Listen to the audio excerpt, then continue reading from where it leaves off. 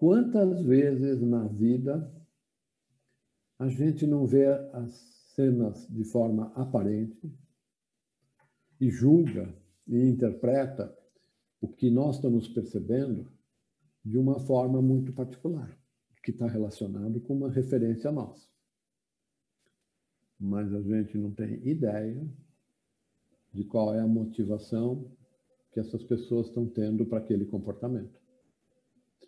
E quando a gente tem conhecimento, mesmo que parcial, desse comportamento, nós percebemos o mundo de uma forma diferente.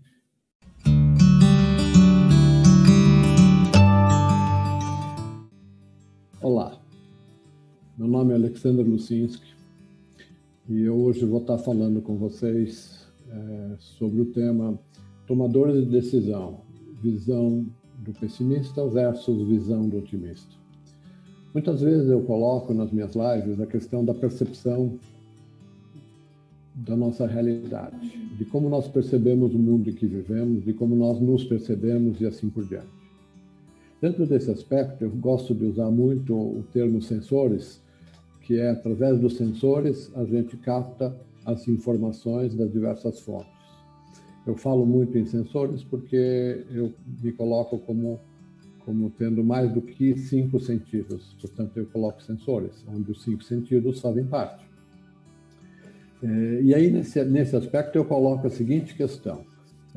Nós vemos o mundo através desses sensores. E aí, dependendo de como os percebemos, a gente interpreta a realidade em função da informação dos dados que a gente recebe nesses sensores e constrói uma informação que traz um entendimento para cada um de nós. Existem vários aspectos envolvidos. Um, que é a qualidade dos sensores. Uma pessoa que tem a visão perfeita enxerga diferente da pessoa que tem uma visão fraca. A pessoa que tem a visão perfeita enxerga diferente do quem tem daltonismo, que interpreta as cores de uma forma diferente. E aí, o que a pessoa enxerga, aquilo vem como um dado que vai construir uma informação em função do nosso conhecimento, da nossa vivência, da nossa visão de mundo. Então, se eu vejo uma coisa que faz sentido para mim, eu relaciono uma coisa com a outra. Se eu não vejo relacionamento, ou eu vejo um relacionamento errado, eu vou fazendo associações que não são convenientes. Ok, partindo dessa visão, eu gostaria de trocar as seguintes ideias com você. Quando a gente é um pessimista e quando a gente é um otimista, o que muda no nosso processo de tomada de decisão? Tem 2 aspectos importantes, ou seja, como a gente recebe a informação. Quando a gente vê as coisas, a gente vai lá e pega aqueles dados e começa a interpretá-los. E depois tem a segunda questão, que decisão a gente toma, ou seja, como a gente reage aos impulsos e provocações que vêm ou do ambiente interno ou do ambiente externo. Quando eu estou falando de interpretar os sinais, eles vão sendo construídos à imagem que a gente tem dentro de nós. Ou seja, é como se a gente tivesse um óculos que vê essa realidade e que ele pode ser um óculos que muda relativamente à cor da imagem. Eu tenho um óculos escuro, verde, eu vou ver as coisas mais verdes. Eu tenho um óculos escuro cor-de-rosa, eu vou ver as coisas mais cor-de-rosas. Eu não tenho óculos, eu vejo de uma certa forma. Eu tenho óculos de grau que me amplia e me dá mais nitidez naquilo que eu vejo de outra forma. Eu não estou enxergando direito, então as coisas estão meio nubladas, e aí eu interpreto errado, confundo 6 com 8, confundo algumas letras, e, de novo, eu confundo percepções e interpreto errado. A gente tem um mecanismo no cérebro que faz uma certa filtragem que está relacionada ao nosso condicionamento. E isso abre um capítulo interessante que é o viés cognitivo, ou seja, como a gente percebe as coisas, cognição. Qual que é o mecanismo que faz com que a gente veja a coisa de forma distorcida. E isso tem a ver com muitos aspectos. Só que a nossa postura de pessimista, otimista, ela colore essa imagem de forma diferente.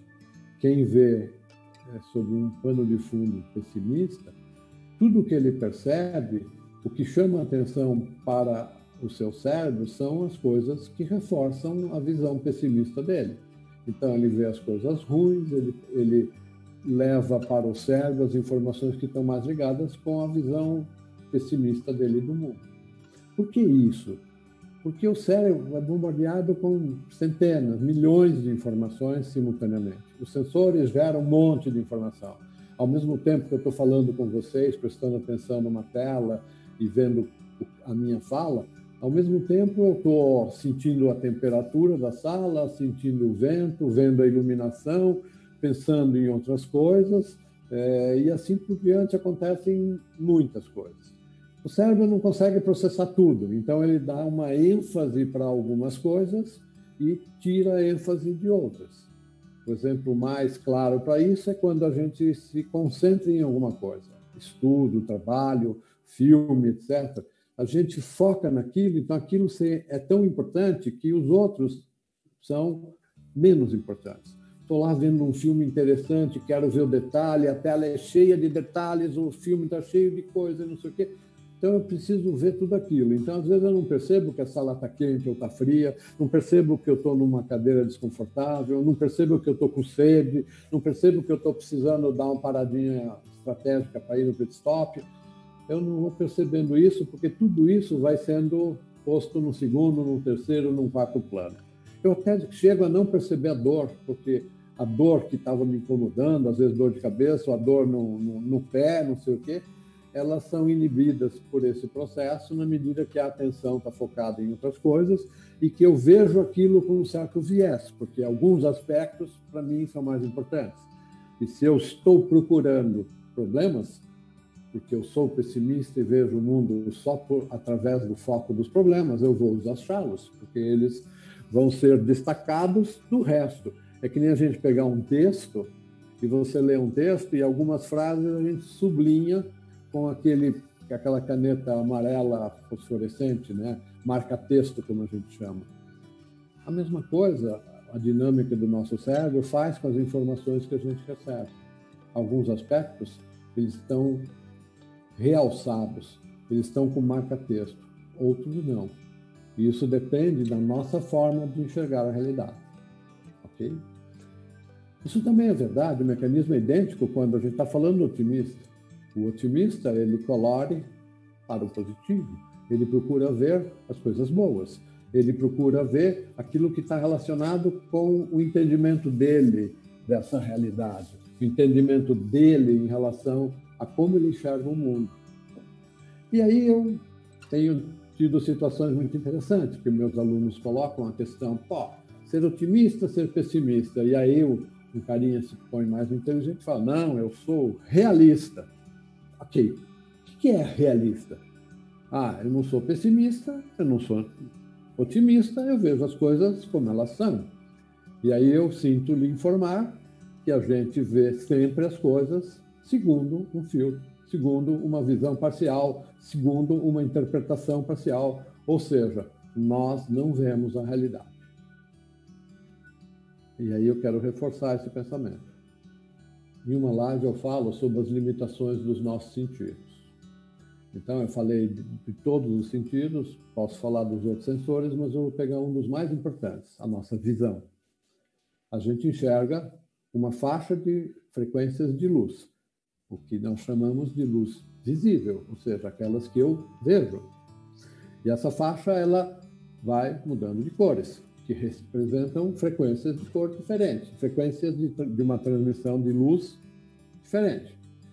Então nós enxergamos dentro do vermelho até o violeta.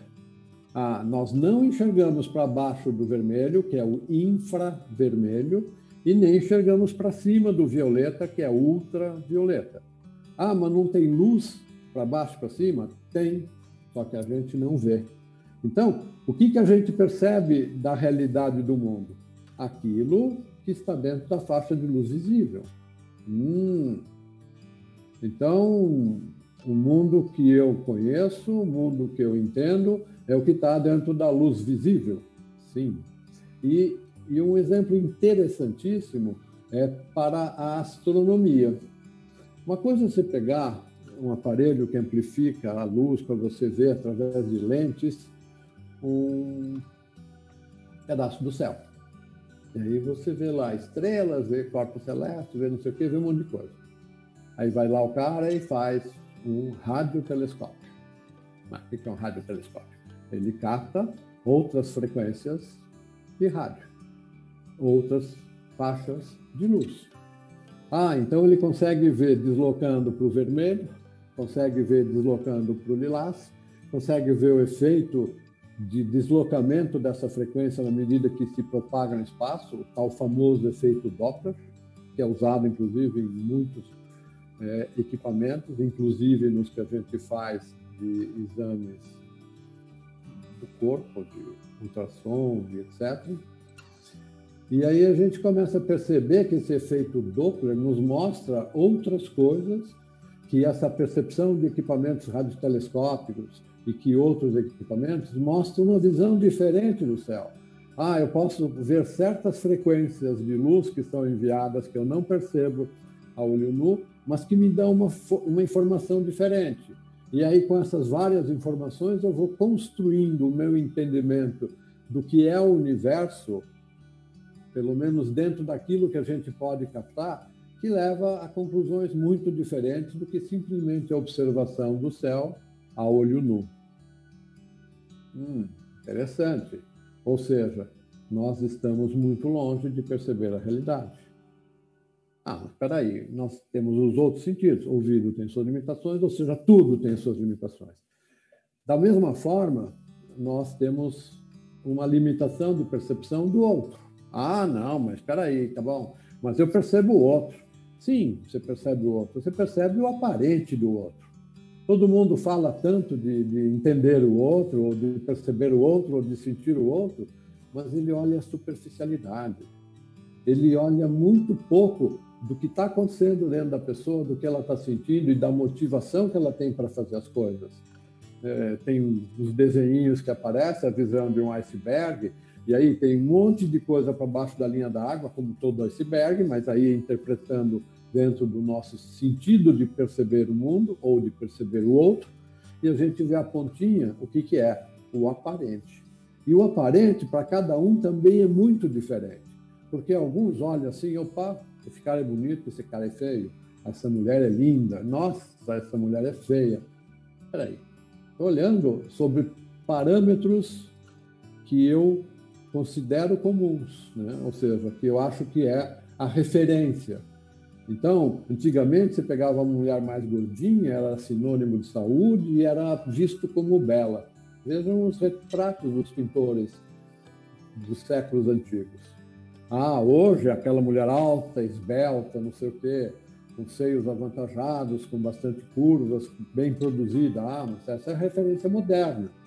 Mas depende. Então, peraí, eu vejo e aprecio o que é belo em função de parâmetros do que eu considero belo. Legal.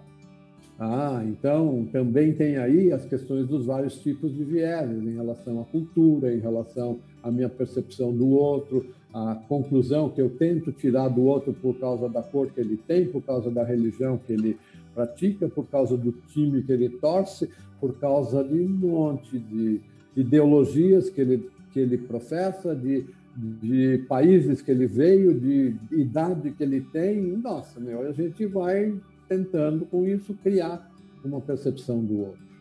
Mas aí tem o pessoal que fala assim, presta atenção na cor do rosto, na posição dos olhos. Então lá você vê um monte de estudos que falam assim, preste atenção se ele está olhando para o canto esquerdo, não sei o quê, então ele está mentindo. Não, agora ele está pensando e não sei o quê. Ou então pense nos movimentos, está de braços cruzados, fechados, ele está tendo uma linguagem corporal, interprete essa linguagem corporal e não sei o quê. Ok, a gente junta tudo isso no superficial. Eu lembro de uma história que eu li numa introdução de um livro que me marcou profundamente. A história era a seguinte: um fulano, pesquisador, por sinal o autor do livro, estava num metrô, não lembro se era Nova York, de alguma cidade americana. E era tarde da noite, então o vagão do metrô estava quase vazio. E de repente, numa estação, entra uma senhora e duas crianças, uma de uns 13, 14 anos e outra de uns 7, 8 anos, talvez, e sentam perto dele. E aí ele estava cansado do trabalho, refletindo sobre um monte de coisas, e as crianças começam a fazer uma algazarra imensa, pula para cá, corre, grita, faz, e um faz, e o mais velho reage de um jeito, e dá bronca no mais novo, e o mais novo está todo transtornado, não sei o quê. E aí você vê a senhora, que provavelmente é a mãe deles, está lá sentada, super apática, assim, alienada do mundo, não tomando nenhuma providência. E aí essa pessoa vai lá e fica irritada. Olha o comportamento daquilo e começa a julgar o outro. E aí ele começa a pensar, nossa, essas crianças são um inferno. Nossa, esse moleque não tem educação. Nossa, essa mãe aqui não toma providências, não bota limites e não sei o quê. E, putz, listou um monte de críticas, queixas, decorrentes de um julgamento do comportamento aparente. E ele não percebia mais nada.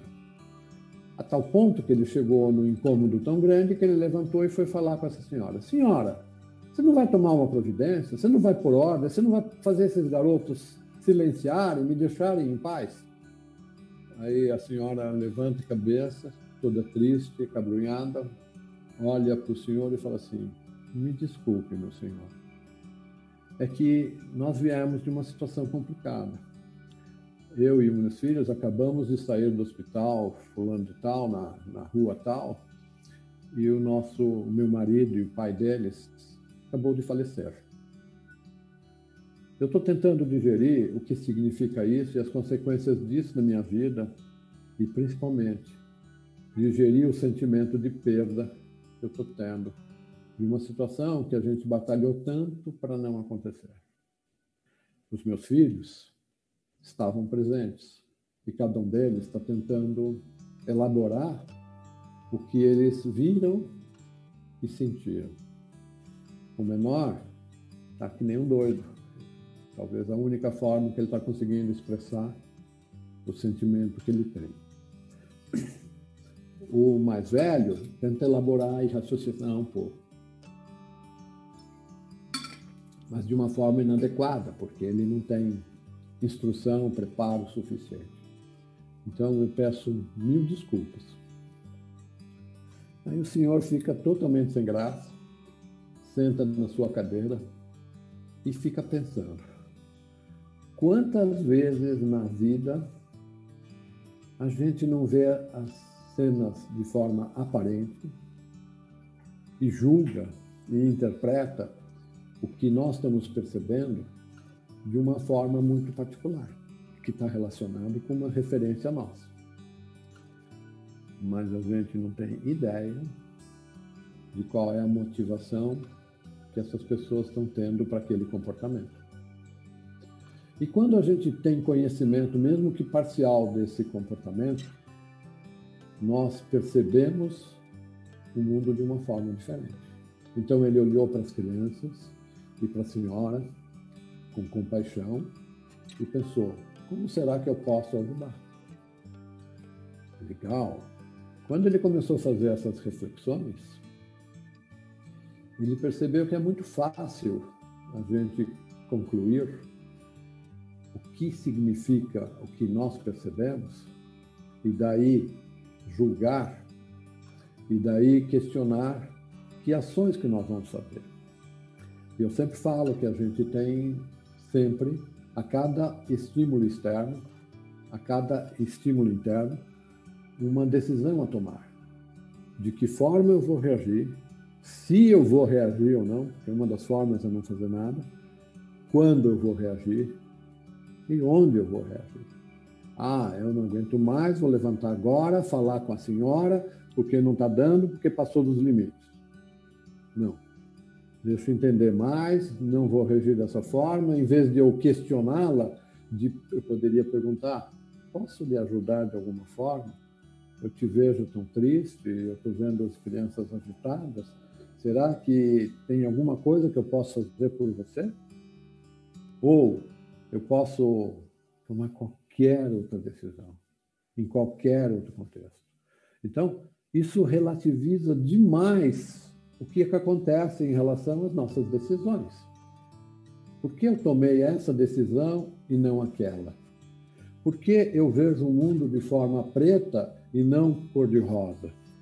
Por que eu digo que eu vejo de forma realista, quando a realidade, primeiro, é diferente para cada um, porque é a percepção da realidade que cada um tem. Então, é que nem algumas pessoas falam, não, porque eu falo a verdade. Aí cada um fala, não, a verdade é relativa. Ela é relativa em função do entendimento de cada um do que é a verdade. E aí eu falo que a percepção da realidade também é relativa, porque é da forma que a pessoa consegue perceber o que é real. E aí eu afirmo que nós não percebemos o que é real porque nós somos limitados. A gente vai para uma situação bastante complicada de incerteza. E aí eu vou lá e provoco: vamos tomar melhores decisões. Legal. Aí você pega um cara que é perfeccionista, engenheiro, vai falar em matemática, vai falar: vamos otimizar a nossa equação para que a gente vá para o ideal. Legal. Então, vamos tomar a decisão perfeita. Decisão perfeita. Mas espera aí, para mim tomar a decisão perfeita, eu preciso ter os dados suficientes, todos, e interpretá-los da forma perfeita. Espera aí, eu sou limitado. Então, se eu levar no limite da decisão perfeita, eu vou falar que a nossa visão de uma divindade, de um Deus, de um cosmos inteligente, o que for, tem que saber tudo o que está acontecendo. Ou seja, a onisciência é necessária. A onisciência é necessária. A cognição. Então, a gente não pode falar em decisão perfeita. A gente pode falar em uma decisão melhor ou pior. Ah, legal. Então, vamos falar de uma melhor decisão. Ah, tá bom. Então, estou eu e mais dois aqui do lado, que vocês não estão vendo, e aí nós estamos falando daquilo que todos nós estamos vendo, qual é a melhor decisão. Eu vou interpretar a melhor decisão para mim, você vai interpretar, o cara daqui vai interpretar o que é a melhor decisão para ele, o outro vai interpretar o que é a melhor decisão para o outro, e você vai interpretar o que é a melhor decisão para você. Opa! Então, eu percebo o seguinte: a relatividade do meu processo de tomada de decisão é em função da referência que sou eu. Ou seja, a gente percebe o mundo em função de nós. A gente julga o mundo com nós como referência. A gente entende tudo o que está acontecendo, certo ou errado, porque é do jeito que eu acho que é certo, porque é do jeito que eu acho que é errado, e não do jeito que deveria ser. Se a gente percebe essa relatividade em nós como referência, a gente percebe que muita coisa pode ser mudada se nós quisermos. Ou seja, se eu trabalhar essa referência, fazendo com que ela seja mais clara, seja mais nítida e esclareça nos vários aspectos o que eu sei, o que eu não sei, o que eu suponho, o que eu não suponho, onde tem fatos, onde tem interpretações, onde tem narrativas. Ah, isso aqui eu constatei, isso aqui alguém me disse, isso eu li em algum lugar, isso aqui eu acho que é. São situações muito normais no nosso processo de tomada de decisão. E a filtragem em relação ao que é mais importante do que o resto é uma experiência interessante, porque a gente vai testando. Você vai pegando um pedacinho disso e testa. Ah, eu estou entendendo que é assim. Então eu vou usar essa informação com mais relevância e decidindo. E aí eu vejo a consequência. Ah, a consequência está na direção do que eu desejo em função das informações que eu tenho? Legal, estou acertando. Ah, não é. Está dando errado. Eu estou achando que é isso por causa dessa informação e estou me enganando. E aí eu vou dar um exemplo. O vendedor que bate o olho no fulano que passa e faz lá suas interpretações. Então ele olha um fulano bem vestido, com um Rolex no pulso, com uma corrente grossa de ouro no pescoço, com roupas finas, sapato importado, com um carrão na porta, e fala, esse cara tem grana, esse cara, vou vender para ele um monte de coisa, ou seguro, ou investimento, ou um carro, ou uma casa, ou qualquer coisa, joias, não sei o quê. A gente sabe muito bem, da mesma forma como o vendedor se engana pelas aparências de riqueza que o fulano tem, os meliantes, os bandidos, também usam essa referência. Então, eles veem o que nós chamamos de sinais aparentes de riqueza e acha que é rico e vai lá e vai assaltar e vai sequestrar e vai fazer outras coisas com um cara que aparentemente tem o que tirar. E aí entra numa loja de carros importados, chiquérrimos, um cara relativamente mal vestido, um sapato qualquer, falando modo acaipirado e barba não estava totalmente bem feita e não sei o quê, e o cara fala, esse cara não tem nada, mais parece um mendigo do que qualquer coisa. E aí acha que o cara não tem dinheiro e às vezes não atende adequadamente e de repente é um desses milionários, fazendeirão do interior, que não liga para as aparências e que aparentemente tem sinais externos de pobreza, mas de repente não é. E eu estou falando da referência muito simples. Eu estou olhando quais são os sinais aparentes de riqueza ou pobreza. Mas eu posso estar interpretando outros sinais. Dependendo de como eu sou, eu vou olhar um fulano, que nem eu, pele clara, olhos claros, e vai falar, esse cara é do bem, gente boa. E eu posso ser um tremendo pilantra, que realmente é um grande enganador, e querendo aprontar e usando da minha aparência para que as pessoas pensem que eu sou um cara do bem. E eu posso pegar uma pessoa que tem uma aparência de uma pessoa mais humilde, de pele mestiça, de fala estranha, que não faz o mesmo linguajar, que não parece uma pessoa polida, ao contrário, que fala muitos palavrões, que tem um jeito meio complicado de ser. E eu concluí que esse cara é um pilantra, é um meliante, é um cara que está querendo dar o golpe, tem que tomar cuidado, não se confia nele, e de repente não é nada disso. Nós estamos cansados de ver que os trambiqueiros aparentam ser bons e aparentam ter sinais externos de riqueza. E muita pessoa de bem não aparenta nada. Muitas vezes até aparenta que não tem nada. Nem como atributos morais, pessoais, princípios e valores interessantes, nem riquezas e assim por diante. Então, eu não preciso explorar muito a relatividade da nossa interpretação. Mas eu tenho que evidenciar que isso existe e que eu preciso ir filtrando e achando mecanismos para poder melhorar as informações que eu tenho para a tomada de decisão. E é justamente isso que eu tento mostrar para vocês.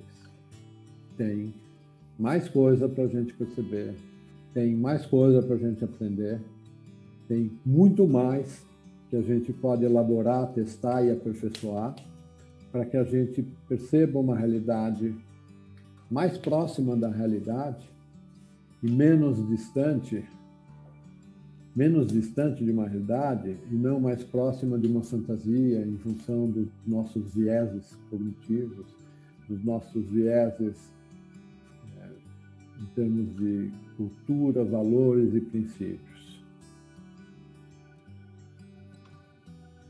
Eu acho que é importante a gente trabalhar esses aspectos. No mundo moderno, onde mentir faz parte do jogo, onde narrativas falsas fazem parte do processo, onde as mídias, seja sociais ou as mídias tradicionais, elas são muito intensas, muito manipuladas, onde a gente acaba tendo uma distância muito grande do fato e da realidade, onde a gente não tem a constatação tão óbvia, eu estou aqui num confinamento, no isolamento social por causa da pandemia, a minha percepção pelos sentidos extremamente limitada a um quarto, a uma temperatura, não sei o quê, nem sei direito se está fazendo sol ou não lá fora, que horas são, etc. E eu estou compartilhando por uma tela uma informação com vocês, onde vocês, no máximo, estão me vendo e ouvindo. E aí? Vocês podem até fazer alguma leitura corporal. Os artistas, os profissionais, atores e atrizes são muito bons em desempenhar papéis. Desempenhar papéis faz parte da vida de todo mundo. Você pode ser um profissional, trabalhar no teatro ou no cinema e se desempenha um papel. Só que a gente desempenha muitos papéis na nossa vida. Eu não sou a mesma pessoa quando eu desempenho o papel de pai, de filho, de irmão, de empresário, de empregado, de turista, de interessado, de alienado, de curioso. A gente desempenha um monte de papéis diferentes e, portanto, a gente tem uma máscara, a gente tem um comportamento elaborado para transmitir uma aparência e um comportamento e uma atitude que muitas vezes não são nem os nossos princípios e valores. Ou seja, não refletem algumas das coisas mais básicas de nós mesmos. Pois é, eu vou estar falando em outras lives muitas coisas a mais sobre isso. Se a gente elabora, e eu estou nessa jornada há muitos anos, desde os meus 17 anos eu tenho experimentado práticas alternativas, desde os meus 24, 25 anos, depois da faculdade, quando eu me tornei um profissional diplomado. Eu nem falo me tornei um profissional porque eu comecei a trabalhar efetivamente com 13 anos. Quando antigamente isso era uma coisa normal, onde isso hoje não se faz, hoje tem um monte de considerações diferentes. Mas eu fui aprendendo sobre a vida em relação ao trabalho, à profissão, em relação a responsabilidades, muito cedo. E eu fui desenvolvendo e batalhando para ir galgando aí um aprendizado formal e um aprendizado não tão formal. E fui tentando fazer com que a vida me desse, que fosse a minha melhor escola. E quando eu fui aprimorando isso, porque eu fui aprimorando as abordagens de aprender a aprender, e aí com a tecnologia, onde a gente tem acesso a um monte de coisa, eu fui descobrindo um monte de coisas. E aí eu coloquei como mais importante a tomada de decisão. Porque se eu tomo decisões boas, meu futuro vai ser melhor. Se eu tomo decisões ruins, meu futuro vai ser ruim. E aí eu falo, as decisões de hoje vão moldar o meu futuro de amanhã. Se eu melhoro as minhas decisões hoje, meu futuro vai ser melhor. Se eu erro muito nas minhas decisões hoje, meu futuro pode ser pior, muito pior. Algumas decisões são reversíveis, outras não são. Se a gente pode aprender dentro das decisões reversíveis, a gente pode estar mais bem preparado para as decisões que são irreversíveis. As decisões podem ser reversíveis ou irreversíveis em função do mundo externo, em função do outro, em função de vários aspectos. Então, eu queria que vocês tivessem isso em mente. Vou estar conversando mais com vocês, vou estar elaborando mais essa questão, para poder transmitir e compartilhar com vocês toda a minha experiência, para poder compartilhar com vocês toda a estruturação que eu fiz desse entendimento e, principalmente, tudo aquilo que eu fui elaborando como prática, porque em tomada de decisão, teoria é importante, é interessante, mas não resolve. Não adianta eu falar para vocês que nós vamos aprender a cozinhar, passar para vocês um monte de técnicas de cozinha, passar para vocês sobre um monte de coisas que acontecem, muitos utensílios, não sei o quê, passar para vocês um livro de receitas e nunca termos feito uma receita juntos. É que nem eu brinco. Não adianta ter uma receita de bolo e achar que você sabe fazer bolo. Provavelmente, na maior parte das vezes, não vai sair o bolo. A hora que você fizer um bolo, aí você aprendeu. Aquilo é uma verdade, aquilo é uma coisa que você assimilou e aprendeu. E, de repente, não só você consegue fazer o segundo, o terceiro bolo, como você consegue ensinar o outro a fazer bolo.